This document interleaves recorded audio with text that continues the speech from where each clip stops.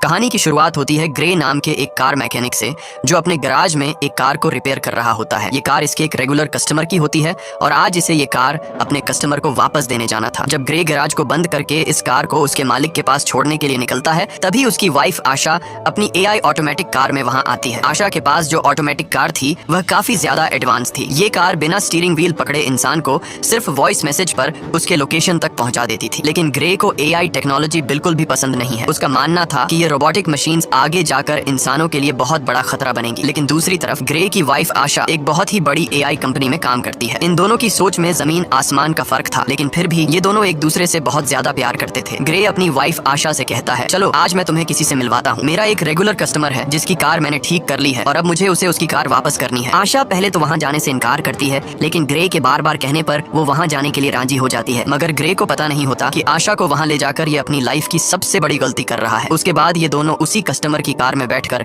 उसके घर की तरफ निकल पड़ते हैं और आशा की ऑटोमेटिक कार भी उनके पीछे आ रही होती है, ताकि जब ग्रे अपने कस्टमर को उसकी कार उसके हवाले कर दे तो ये लोग अपनी ऑटोमेटिक कार में घर को वापस आ सके। वहाँ पहुँचने पर ग्रे अपनी वाइफ को एक आदमी एरन से मिलवाता है। तब ग्रे की वाइफ उसे देखकर काफी हैरान रह जाती है, क्योंकि एरन एक बहुत बड़ी टेक कंपनी का मालिक था। उसकी कंपनी AI ऑटोमेटिक चीजें बनाती थी। यहाँ आशा अपने हस्बैंड ग्रे से कहती है, तुमने मुझे पहले क्यों नहीं बताया कि तुम मुझे एरन से मिलवाने ला रहे हो। असल में एरन ही ग्रे का रेगुलर कस्टमर था, लेकिन यहाँ हम देखते हैं कि एरन का नेचर थोड़ा अजीब सा था। उसे यह भी नहीं पता था कि जब किसी से मिलते हैं तो किस तरीके से मिला जाता है। आशा एरन से कहती है, मैं भी एक AI टेक कंपनी में काम करती हूँ जो जल्द ही तुम्हारी कंपनी के बराबर में आ जाएगी। जिस पर एरन मुस्कुराते हुए कहता है, ऐसा कभी नहीं हो सकता, चलो दिखाता हूँ क्यों। और फिर एरन उन दोनों को अपनी लैब में ले गया। वहाँ एरन ने खुद का बनाया हुआ एक स्पेशल चिप बताया, जो कि एक AI यानी आर्टिफिशियल इंटेलिजेंस चिप थी, और उस चिप को उसने नाम दिया था स्टेम। वो बताता है कि ये चिप कुछ भी कर सकती है, क्योंकि इसमें बहुत सारे पावर्स हैं और इससे तेज दिमाग आज तक किसी ने भी नहीं बनाया। इस इन्वेंशन को देखने के बाद ग्रे और उसकी वाइफ अपनी इलेक्ट्रिक कार से घर वापस जा रहे होते हैं। कार ऑटोमेटिक मोड पर थी। आशा और ग्रे गाड़ी के पिछले सीट में रोमांस में मसरूफ थे, लेकिन तभी अचानक से उनकी कार अपने रास्ते से भटककर दूसरे रास्ते पर चलने लगती है। ग्रे ये नोटिस कर लेता है कि कार वहां पर नहीं जा रही जहां उसे जाना चाहिए। तब ग्रे की वाइफ अपनी कार को वापस घर के रास्ते पर चलने के लिए कहती है, लेकिन वो कार कहती है कि सिस्टम में कोई खराबी आ गई है। ग्रे मैन्युअली कार की ब्रेक दबाकर उसे रोकने की कोशिश करता है, जिससे कार रुकती नहीं बल्कि उसकी स्पीड और ज्यादा बढ़ जाती है। ये दोनों कार को रोकने की काफी कोशिश करते हैं, लेकिन कार को नहीं रोक पाते, जिसकी वजह से उनकी कार स्पीड ब्रेकर से टकरा जाती है और उलट जाती है। लकीली इस एक्सीडेंट में इन दोनों को ज्यादा चोटें नहीं आती और ये दोनों बच जाते हैं। ये लोग कार से निकलने की कोशिश कर रहे होते हैं कि तभी वहाँ पर एक गाड़ी आकर रुकती है, जिसमें से 4 लोग बाहर आते हैं और वो इन दोनों को कार से बाहर निकालकर पकड़ लेते हैं। उसी जगह पर एक पुलिस ड्रोन कैमरा भी ऊपर से सब कुछ शूट कर रहा होता है, जो उन 4 लोगों को पहचानने की कोशिश कर रहा था, लेकिन ड्रोन उन्हें नहीं पहचान पाता। यहाँ ग्रे को लगता है कि शायद ये लोग चोर है। वो उन लोगों से कहता है, प्लीज हमें छोड़ दो और बदले में तुम बेशक हमारी गाड़ी, पैसे, सब कुछ ले लो। लेकिन वो लोग ग्रे की कोई बात नहीं सुनते और उनमें से एक आदमी ग्रे की वाइफ को शूट कर देता है। ये देखकर ग्रे पूरी तरह से सुन्न हो जाता है। ग्रे की आंखों के सामने उसकी दुनिया उजड़ गई। वो तेजी से चीखने लग जाता है। उसके बाद ये लोग ग्रे को पकड़कर पहले उससे खूब मारते हैं और फिर यह लोग ग्रे को भी गर्दन के पीछे गोली मार देते हैं। ये लोग ग्रे और आशा का सारा सामान चोरी करके वहाँ से चले जाते हैं। ग्रे की सांसें अभी भी चल रही थी और वो अपनी आंखों के सामने अपनी वाइफ को तड़पता हुआ देख रहा था, लेकिन ग्रे कुछ भी नहीं कर पा रहा था, क्योंकि उसकी बॉडी का कोई भी पार्ट नहीं हिल पा रहा था। और फिर ग्रे की आंखों के सामने उसकी वाइफ की मौत हो जाती है। कुछ देर बाद वहाँ पर पुलिस आ पहुंची। उन्होंने आशा की बॉडी को पोस्टमार्टम के लिए भेज दिया और ग्रे को हॉस्पिटल में एडमिट कर दिया। हॉस्पिटल में 3 महीनों तक इलाज चलने के बाद ग्रे की जान तो बच गई, लेकिन अब वो चलने के काबिल नहीं था। गर्दन के नीचे गोली लगने की वजह से उसका स्पाइनल कॉर्ड टूट गया। कंधे से नीचे उसका पूरा जिस्म पैरालाइज्ड हो गया और फिर 3 महीनों बाद ग्रे को घर वापस लाया जाता है और यहाँ पर ग्रे व्हील चेयर पर होता है,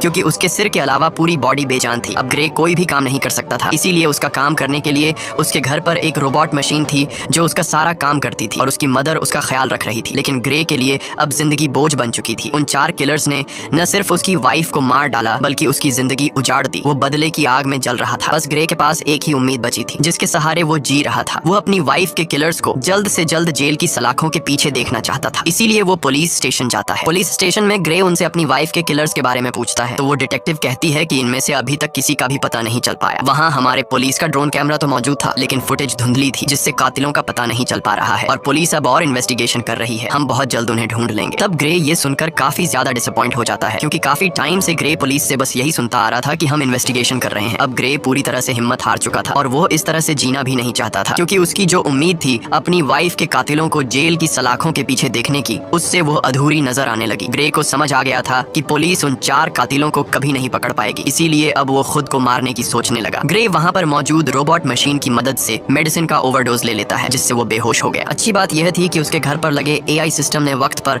एम्बुलेंस को फोन कर दिया, जिससे ग्रे की जान बच गई। और यहाँ ग्रे से मिलने उसका वही रेगुलर कस्टमर एरन आता है। वो ग्रे से कहता है, मुझे तुम्हारी ये हालत देखकर बहुत बुरा लग रहा है। एरन ग्रे को दोबारा अपने पैरों पर खड़ा होकर जीने की उम्मीद देता है और कहता है, ग्रे क्या तुम्हें याद है मैंने तुम्हें एक बार एक पावरफुल AI चिप दिखाई थी, अगर तुम उसे अपनी बॉडी के अंदर लगा दो तो तुम एक बार फिर से चलने के काबिल हो जाओगे, साथ ही साथ बहुत ज्यादा पावरफुल भी हो जाओगे। लेकिन ग्रे एरन की इस ऑफर से इनकार कर देता है। ग्रे कहता है, अब मैं ये जिंदगी नहीं जीना चाहता। तब एरन उससे कहता है, सोच लो ग्रे, ये चिप तुम्हारी वाइफ को तो जिंदा नहीं कर सकती, लेकिन तुम्हें एक बार फिर जीने का मौका दे सकती है। अगर तुम्हारी वाइफ भी जिंदा होती तो वो भी यही चाहती। ये बात ग्रे के दिमाग को टच कर गई। वो सोचने लगा कि अगर मैं ठीक हो गया तो अपनी वाइफ का बदला ले सकूंगा, इसीलिए वो एरन की बात मान जाता है। अब यहाँ पर हम ये जान पाते हैं कि एरन को ग्रे से कोई हमदर्दी नहीं थी। वो बस ग्रे के पास अपने मकसद के लिए ही आया था, क्योंकि वह अपनी AI चिप को किसी की भी बॉडी में इंसर्ट करना चाहता था। वो चेक करना चाहता था कि उसका इन्वेंशन सक्सेसफुल है भी या फिर नहीं। इसीलिए एरन वह चिप ग्रे की बॉडी में डालकर सीक्रेटली एक्सपेरिमेंट करना चाहता है, क्योंकि गवर्नमेंट इस तरह के एक्सपेरिमेंट्स करने की इजाजत नहीं देती। अगले सीन में हम देखते हैं कि एरन अपने घर में ग्रे की बॉडी पर एक्सपेरिमेंट कर रहा होता है। यहाँ ग्रे की स्पाइनल कॉर्ड में वो चिप इम्प्लांट की जाती है। वो चिप सीधा ग्रे के दिमाग से जुड़ गया। ऑपरेशन के कुछ घंटे बाद ग्रे को होश आता है तो डॉक्टर उसके हाथ और पाँव को मूव करने की कोशिश करती है और ये चेक करती है कि क्या ग्रे अपने हाथ और पाँव को अब महसूस कर पा रहा है या फिर नहीं। तब ग्रे की हालत देखकर वो लोग समझ जाते हैं कि चिप ने ग्रे की बॉडी पर असर नहीं किया। एरन बहुत ज्यादा मायूस हो जाता है, क्योंकि उसके इतने सालों की मेहनत जाया हो गई थी। लेकिन तभी ग्रे अपने हाथों को मूव करने लगता है। ये देखकर वो लोग हैरान रह जाते हैं और अब ग्रे अपने दोनों हाथों को मूव कर पा रहा था। और फिर देखते ही देखते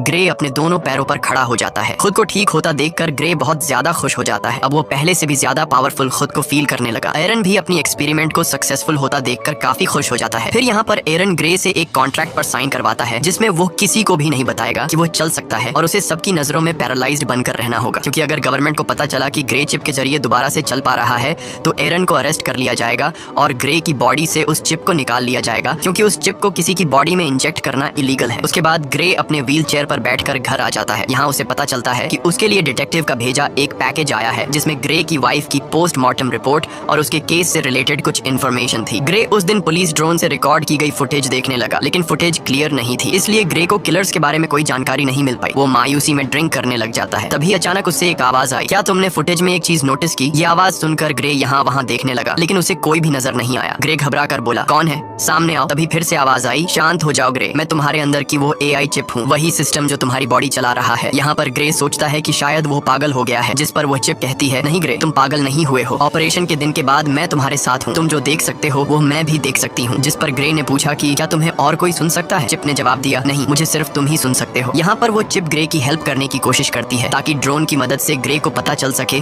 कि उसकी वाइफ को मारने वाले लोग कौन थे। ग्रे के साथ यहाँ पर वो चिप भी सब कुछ देख पा रही थी, जो ग्रे अपनी आंखों से देख सकता था। चिप ग्रे का ध्यान फुटेज में एक किलर की तरफ करती है और कहती है, देखो ग्रे, इन चारों में से एक की बॉडी पर टैटू बना हुआ है, लेकिन ये टैटू बिल्कुल भी क्लियर नहीं दिख रहा था। इसलिए ग्रे बोला, ये तो बहुत ज्यादा ब्लर है, इसे मैं देख नहीं सकता। जिस पर वो चिप कहती है, तुम्हें नहीं दिख रहा, पर मैं तो देख सकती हूँ, मैं इस टैटू का एक क्लियर इमेज बना सकती हूँ, बस तुम एक पेपर और पेंसिल उठा लो। ग्रे के पेपर और पेंसिल उठाने के बाद चिप ग्रे के हाथ की मदद से बिल्कुल परफेक्ट वही टैटू बना लेती है। और जब ग्रे उस टैटू को देखता है तो पता चलता है कि यह एक मिलिट्री टैटू है। रिसर्च करने के बाद ग्रे को उस टैटू वाले आदमी के बारे में पता चल जाता है। ग्रे हैरान रह जाता है कि उस चिप ने तो कुछ ही मिनटों में उस कातिल का टैटू और एड्रेस निकाल कर दे दिया, जो कि पुलिस कई महीनों से इन्वेस्टिगेशन करने के बावजूद भी उन कातिलों को ढूंढ नहीं पाई। ग्रे बहुत खुश हो जाता है, क्योंकि उसे अपनी वाइफ के किलर्स में से एक किलर का पता चल चुका था। तब ग्रे उसके बारे में पुलिस को इन्फॉर्म करने का सोचता है, लेकिन यहाँ चिप ग्रे को ऐसा करने से रोक देती है। वो उससे याद दिलाती है कि तुम्हें एरन ने ये सब कुछ करने से मना किया था, तुम भूल गए कि तुमने एरन के साथ कॉन्ट्रैक्ट साइन किया था कि तुम लोगों के सामने कभी भी ये नहीं जाहिर करोगे कि तुम चल फिर सकते हो, और अगर तुम पुलिस को इस किलर के बारे में बताओगे तो पुलिस उल्टा तुमसे पूछेगी कि तुम्हें कैसे इन किलर्स के बारे में पता चला और तुमने ये टैटू किस तरह से बनाया। ग्रे चिप से पूछता है, तो फिर तुम बताओ अब मैं क्या करूं? चिप ग्रे से कहती है, पहले तुम खुद उस आदमी के एड्रेस पर जाओ और उसके खिलाफ सबूत इकट्ठा करो। इसीलिए ग्रे अब खुद वहां पहुंच जाता है, लेकिन वहां पर पुलिस ड्रोन थे, इसीलिए ग्रे उन ड्रोन के सामने अपनी व्हील चेयर पर ही बैठा रहता है। और जब ड्रोन वहां से चले जाते हैं तो ग्रे चुपके से वहां से खड़ा होकर किलर के घर की तरफ जाता है। वो किलर के घर के दरवाजे को खोलकर घर के अंदर चला जाता है। वहां जाकर वो एविडेंस ढूंढने लग जाता है और यहाँ पर ग्रे को पता चलता है कि उस किलर को किसी ने बहुत सारे मैसेजेस किए हैं। ग्रे के अंदर लगी चिप उन मैसेजेस को कुछ सेकंड के अंदर ही पढ़ लेती है। चिप ग्रे से कहती है कि इन मैसेजेस में ओल्ड बोन नाम की जगह का बार बार बताया गया है। क्या तुम्हें इसके बारे में कोई जानकारी है? ग्रे ने कहा, हाँ, ये हमारे घर के पास ही एक बार का नाम है। इन्हीं बातों के बीच ग्रे को किसी के आने की आवाज सुनाई देती है। असल में वहाँ पर वो किलर था जो कि वापस आ गया था। वो किलर देखता है कि उसके टेबल पर सारा सामान बिखरा हुआ है। तभी वो किलर सामने लगे शीशे से ग्रे को देख लेता है। वो फौरन ग्रे पर हमला कर देता है और उससे पूछता है, तुमने मुझे कैसे ढूंढा? तब ग्रे इस बात का कोई जवाब नहीं देता और ग्रे किलर से पूछता है, तुम बताओ, मेरी वाइफ को किसने मारा था? वो किलर बहुत ज्यादा ताकतवर था, इसीलिए वो ग्रे पर भारी पड़ने लगता है। इससे पहले कि वो ग्रे को मार पाता, ग्रे के अंदर लगी चिप ग्रे से पूछती है, तुम मुझे अपनी बॉडी का फुल कंट्रोल दो ताकि मैं कुछ कर सकूं। जिसके बाद ग्रे बिना सोचे समझे उसे परमिशन दे देता है। चिप को परमिशन मिलने के बाद ग्रे एकदम से उस किलर पर अटैक कर देता है और उसे काफी बुरे तरीके से मारने लगता है। वो किलर भी परेशान हो जाता है कि आखिर अचानक इसमें इतनी ताकत कहां से आ गई, और ग्रे भी सोच में पड़ जाता है कि आखिर मैं इतना ताकतवर कैसे हो गया। यहाँ पर ग्रे उस किलर को खुद के हवाले करने के लिए कहता है, लेकिन वो किलर उस पर एक नाइफ से अटैक कर देता है। तो वो चिप सारी सिचुएशन को संभालते हुए उस किलर को मार डालती है और तब वो चिप किलर को मारने के बाद बॉडी कंट्रोल ग्रे को वापस दे देती है। ये देखकर ग्रे बहुत परेशान हो जाता है क्योंकि वो किलर को जान से मारना नहीं चाहता था। उसे लगा कि अब उसका जेल जाना पक्का है। वो चिप ग्रे से कहती है कि घबराओ मत ग्रे, तुम्हें कुछ नहीं होगा, बस तुम यहाँ जल्दी से अपने सारे फिंगरप्रिंट्स मिटा दो। अब यहाँ पर वो चिप जैसे कहती है, ग्रे बिल्कुल वैसे ही करता है। कुछ देर बाद पुलिस उस आदमी की बॉडी को पोस्टमार्टम के लिए ले गई, जहाँ हम उस डिटेक्टिव को देख पाते हैं। डिटेक्टिव को पोस्टमार्टम के दौरान पता चला कि उसकी बॉडी के अंदर एक वेपन इंसर्ट था और साथ साथ उसकी पूरी बॉडी में छोटी छोटी वायर्स थी। यानी वो किलर एक अपग्रेडेड इंसान था जो किसी भी आम इंसान से काफी ज्यादा पावरफुल था। दूसरी तरफ एरन ग्रे पर काफी गुस्सा करता है, तुमने उस किलर को क्यों मारा? ये काम काफी रिस्की था, अगर तुम पकड़े जाते तो तुम्हारे साथ मैं भी जेल चला जाता। मैंने इस चिप को तुम्हारे अंदर इसलिए इंसर्ट नहीं किया कि तुम अपनी वाइफ का बदला लो, और अगर दोबारा तुमने इस तरह की कोई हरकत की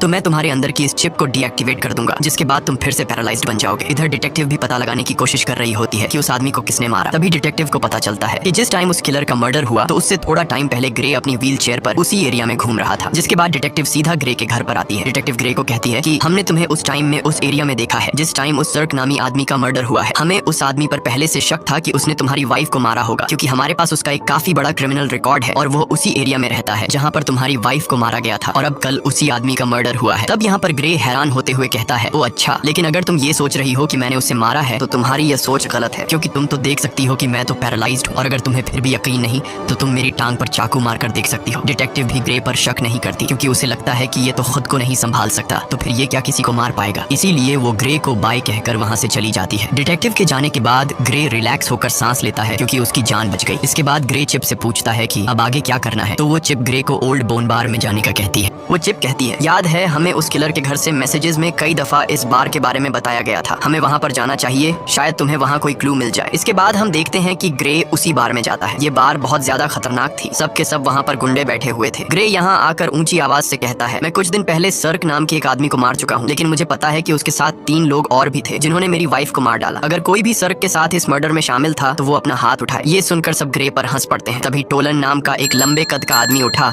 और उसने ग्रे से कहा, घर जा बच्चे, वरना मैं तुझे भी तुम्हारी वाइफ के पास पहुंचा दूंगा। ग्रे समझ गया कि टोलन भी मेरी वाइफ को मारने में शामिल था। ग्रे जवाब देता है, पता है, मरने से पहले सर्क भी तुम्हारी तरह यही बोल रहा था। ये सुनकर टोलन को बहुत ज्यादा गुस्सा आया। वो अपने आदमियों के साथ ग्रे को अकेले में ले जाकर व्हील चेयर से उठाकर जमीन पर गिरा देते हैं। तब ग्रे उससे पूछता है, क्या तुम भी वहाँ पर उन लोगों के साथ शामिल थे जिन्होंने मेरी वाइफ को मारा था? तो टोलन कहता है, हाँ, मैं भी उनमें शामिल था, बस फिर क्या। ये सुनकर ग्रे चिप को अपनी पूरी बॉडी का कंट्रोल दे देता है, जिसके बाद चिप की मदद से ग्रे उसके पास 2 आदमियों को मार गिरा देता है और फिर टोलन को भी बुरी तरीके से पिटने लग जाता है। ग्रे टोलन को नीचे जमीन पर गिराकर उससे पूछता है, तुम्हारे 2 और साथी कहाँ हैं और तुम लोगों ने मेरी वाइफ को क्यों मारा? लेकिन टोलन डरने के बजाय उल्टा हंस रहा था। वो ग्रे को कुछ भी नहीं बताता। तभी वो चिप ग्रे से कहती है, अगर तुम चाहो तो मैं बड़ी आसानी से इसका मुंह खुलवा सकती हूँ। ग्रे कहता है, क्यों नहीं, तुम जरा ट्राई करो। वो चिप उस किलर का फेस पूरी तरह से कट कर देती है। ग्रे पूछता है, अब बता, क्यों मारा था मेरी वाइफ को? टोलन की सारी हेकड़ी निकल गई और फौरन उसने कहा, हमें पैसे मिले थे तुम्हारी वाइफ को मारने के लिए और मुझे फिस्क ने पैसे दिए। लेकिन इससे पहले कि ग्रे उससे फिस्क के बारे में कुछ पूछ पाता, वो आदमी वहीं पर मर जाता है। ग्रे गुस्से में चिप से कहता है, मैंने उसे मारने को तो नहीं कहा था, बस तुम्हें सिर्फ इसका मुंह खुलवाना था। तभी ग्रे की नजर उस मरे हुए आदमी के गले में लगी चेन पर पड़ी जिस पर उसे बनाने वाली कंपनी का बोल्ट नाम लिखा था। ये देखकर ग्रे को शॉक हुआ क्योंकि उस कंपनी में ग्रे की वाइफ आशा काम करती थी, यानी आशा के अपने ही कंपनी वाले उसे मरवाना चाहते थे। उधर एरिन को पता चल चुका था कि ग्रे ने फिर से किसी की जान ले ली। अब वो जल्दी से चिप को शट डाउन करने की कोशिश कर रहा था। तभी वो चिप ये बात ग्रे को बता देती है कि मुझे एरिन शट डाउन करने की कोशिश कर रहा है, इसीलिए हमें जल्द से जल्द कुछ करना होगा। ग्रे बोला, अब क्या करें? तभी वो चिप ग्रे को एक हैकर के बारे में बताती है ताकि उस हैकर की मदद से एरिन की इनपुट को हटा सके, जिससे एरिन का होल्ड खत्म हो जाएगा और वो कुछ भी नहीं कर पाएगा। चिप ग्रे को जेमी नाम के एक हैकर का पूरा एड्रेस दे देती है। इसके बाद ग्रे उस हैकर के पास जाने लगता है। कुछ देर बाद ग्रे उस हैकर के फ्लैट फ्लैट तक पहुंच जाता है, लेकिन दूसरी तरफ एरन उस चिप को 30% शट डाउन कर देता है, जिससे ग्रे की एक टांग पैरालाइज हो जाती है। लेकिन ग्रे फिर भी हिम्मत करके ऊपर जाता है। एरन तेजी से चिप को शट डाउन करने के काम पर लगा रहता है, जिससे ग्रे का एक हाथ और एक पांव पैरालाइज हो जाता है। लेकिन इससे पहले कि एरन ग्रे को पूरी तरह से पैरालाइज कर देता, ग्रे हैकर के डोर तक पहुंच जाता है। इसके बाद एरन ग्रे को 100% शट डाउन कर देता है। अब ग्रे पूरी तरह से पैरालाइज हो चुका था। अच्छी बात यह थी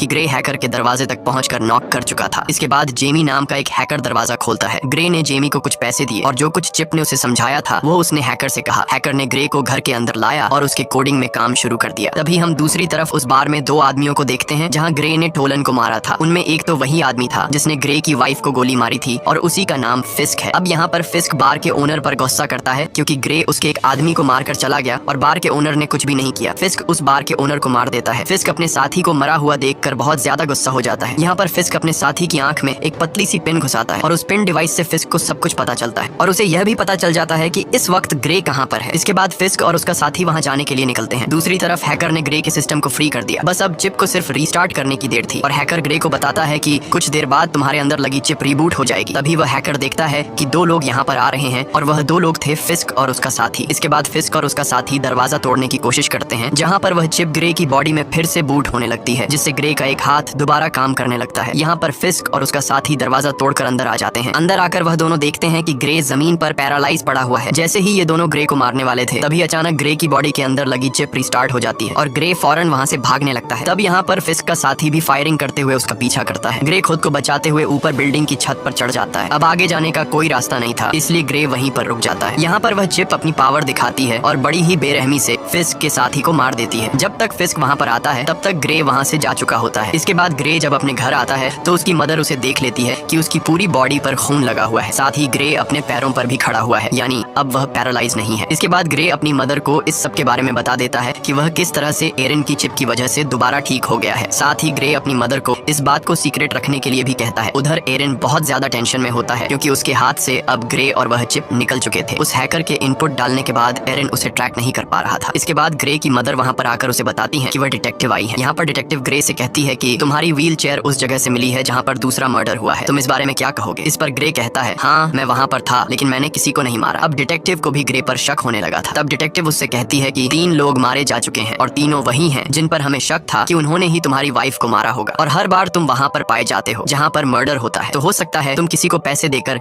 ये सारे मर्डर्स करवा रहे हो। तब ग्रे उससे कहता है, अगर आपको ऐसा लगता है तो आप मेरी कॉल रिकॉर्ड चेक कर सकती हैं। तब यहाँ पर वह डिटेक्टिव कुछ नहीं कह पाती और जाते वक्त वह चुपके से ग्रे की जेब में माइक्रोफोन डालकर चली जाती है। ग्रे को अब रियलाइज होने लगा कि कातिलों को सजा देने के जुनून में अब वह खुद एक कातिल बन चुका है। ग्रे कहता है, अब मुझे ये सब कुछ बंद करना होगा। तो वह चिप कहती है, नहीं ग्रे, हमें इस आखिरी आदमी को मारना होगा जिसका नाम फिस्क है, क्योंकि अगर हमने इसे नहीं मारा तो वह हमें मार देगा। लेकिन ग्रे अब और किसी को नहीं मारना चाहता था, इसलिए वह चिप से कहता है, बस अब बहुत हो गया, तुम मेरे दिमाग से निकल जाओ। तभी ग्रे की बॉडी अनकंट्रोल होकर पीछे तकिए पर गिर जाती है। ग्रे ने चिप से परेशान होकर पूछा, मैं हिल क्यों नहीं पा रहा हूँ? इसके बाद वह चिप ग्रे को कहती है, उस हैकर ने जो कोड मेरे सिस्टम में एंटर किए हैं उसकी वजह से मैं पूरी तरह से आजाद हो चुकी हूँ। इसका मतलब ये है कि अब वह चिप ग्रे की परमिशन के बिना वो सारे काम कर सकती है। ग्रे, अब मुझे तुम्हारी बॉडी का फुल कंट्रोल मिल चुका है, अब तुम मेरी मर्जी के मुताबिक चलोगे। अगर मैं चाहूँ तो तुम अपने हाथ की एक उंगली तक हिला नहीं पाओगे। ये सुनकर ग्रे के गले में सांसें अटक गईं। यहाँ पर ग्रे और चिप आपस में जो बातें कर रहे थे, दूसरी तरफ डिटेक्टिव भी वह सारी बातें सुन रही थी क्योंकि उसने ग्रे के पॉकेट में एक माइक्रोचिप डाला था। लेकिन यहाँ पर डिटेक्टिव को ये बात समझ नहीं आती कि ग्रे जिसे बात कर रहा है आखिर वो है कौन। इसके बाद चिप ने ग्रे से कहा, अब चलो ग्रे, हमें उस आखिरी कातिल को खत्म करना है। अब ग्रे अपनी बॉडी पर पूरी तरह से कंट्रोल खो चुका था, इसलिए चिप उनसे जो कहता वो मानने को तैयार हो जाता है। ग्रे ने एक गन उठाई और फिस्क को मारने की तैयारी करने लगा। उसकी मदर उसे रोकने की कोशिश करती है लेकिन वो उसे अनसुना करके गाड़ी में बैठकर निकल पड़ता है। यहाँ पर डिटेक्टिव भी ग्रे का पीछा करने लगती है। इसके बाद ग्रे को अपनी पॉकेट से वो माइक्रोफोन मिल जाता है, तो वो चिप कहती है कि ये माइक्रोफोन जरूर उस डिटेक्टिव ने ही रखा होगा। ग्रे माइक्रोफोन फेंकता है और उसे पता चलता है कि डिटेक्टिव उसका पीछा कर रही हैं। तब डिटेक्टिव से पीछा छुड़वाने के लिए वो चिप एक इलेक्ट्रिक कार को हैक करके डिटेक्टिव की गाड़ी से एक्सीडेंट करवा देती है, जिससे ये डिटेक्टिव को पीछे छोड़ देते हैं। इसके बाद डिटेक्टिव ग्रे की मदर के पास जाती है और उस सब के बारे में पूछती है जो वहाँ पर चल रहा था। उधर ग्रे फिस्क को ढूंढ लेता है और वो गन पॉइंट पर उसे पूछता है कि मेरी वाइफ को तुमने क्यों मारा? जिस पर फिस्क कहता है, हमारा तुम्हारी वाइफ के साथ कोई लेना देना नहीं था, हमारा निशाना सिर्फ तुम थे, हमारा मकसद तुम्हारी रीढ़ की हड्डी काटना था। जब मैंने तुम्हारे गले में गोली मारी तुमने समझा कि वो गोली थी, लेकिन असल में वो एक मेडिकल टूल था जिसने तुम्हारा स्पाइनल कॉर्ड डैमेज कर दिया। और तुम्हारी वाइफ, उसे तो हमने सिर्फ एक्स्ट्रा पैसों के लिए मार दिया था। ये सुनकर ग्रे गुस्से से भड़क उठा और अब उन दोनों के बीच फाइट शुरू हुई। फिस्क भी एक अपग्रेड ह्यूमन था लेकिन पुराने मॉडल मॉडल का, इसीलिए वो ग्रे की पावर के सामने ज्यादा देर तक टिक नहीं पाया और ग्रे फिस्क को बड़ी बेरहमी से मार देता है। इसके बाद ग्रे उसका फोन चेक करने लगता है तो फोन रिकॉर्डिंग से ग्रे को पता चलता है कि यह सबके पीछे कोई और नहीं बल्कि एरन है। उसी ने ग्रे की वाइफ को मरवाया और ग्रे को पैरालाइज कर दिया। अब ग्रे बिना कुछ सोचे एरन को मारने के लिए उसके घर में जाता है, लेकिन वहाँ एरन अकेला बैठकर रो रहा था। ग्रे ने एरन से पूछा, क्यों किया ऐसा तुमने? मैंने तुम्हारा क्या बिगाड़ा था? एरन कहता है, ये सब मेरी प्लानिंग नहीं थी, मैंने तुम्हारी वाइफ को नहीं मरवाया। ग्रे कहता है, झूठ मत बोलो, मैंने तुम्हारी रिकॉर्डिंग मोबाइल पर सुन ली है। इससे पहले कि ग्रे एरन को मार पाता, पीछे से डिटेक्टिव आकर ग्रे को गन फेंकने के लिए कहती है और जैसे ही डिटेक्टिव ग्रे के पास आती है तो ग्रे डिटेक्टिव को गिरा देता है। अब यहाँ उस डिटेक्टिव को ग्रे मारना नहीं चाहता था, लेकिन वो चिप मारना चाहती थी। ग्रे अपनी पूरी जान लगाकर डिटेक्टिव के गले से